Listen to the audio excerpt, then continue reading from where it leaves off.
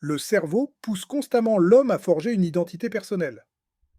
Bien que les fondements que l'on peut tirer de la Sainte Torah au sujet de la structure de la pensée humaine soient nombreux et profonds, nous nous arrêterons ici sur un principe essentiel, indispensable à toute pensée qui s'éveille et à toute décision que l'homme doit prendre. Ce que le cerveau humain recherche plus que toute chose, et vers quoi il pousse l'homme, c'est la formation d'une identité personnelle. Le cerveau ne peut penser ni décider s'il ne sait pas qui il est. L'homme doit prendre des décisions importantes dans sa vie et le processus consiste à examiner les avantages et les inconvénients des différentes options. Ce qui comporte davantage de défauts est écarté et ce qui présente davantage de qualités est choisi. Mais pour prendre une décision juste, l'homme doit d'abord avoir une identité claire. Sans une définition précise de lui-même, de sa personnalité et de sa nature, il ne peut évaluer correctement les avantages et les défauts d'une situation, car ce qui constitue un atout pour l'un peut être un défaut pour l'autre.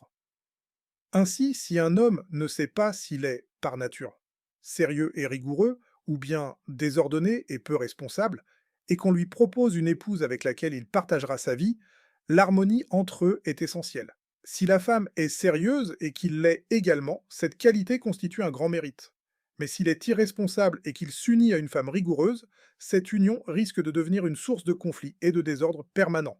C'est pourquoi, avant toute décision, le cerveau exige de savoir qui suis-je.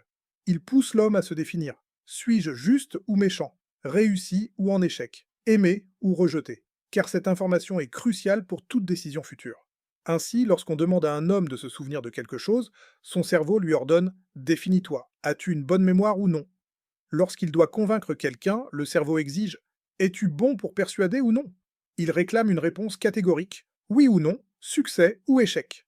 Or, la plupart du temps, l'homme en vient à conclure qu'il échoue dans le domaine concerné, car nul ne réussit parfaitement en tout. Il demeure toujours un pourcentage d'insuffisance par rapport à la perfection espérée. Sous la pression de son esprit, l'homme finit donc par répondre je suis défaillant dans ce domaine.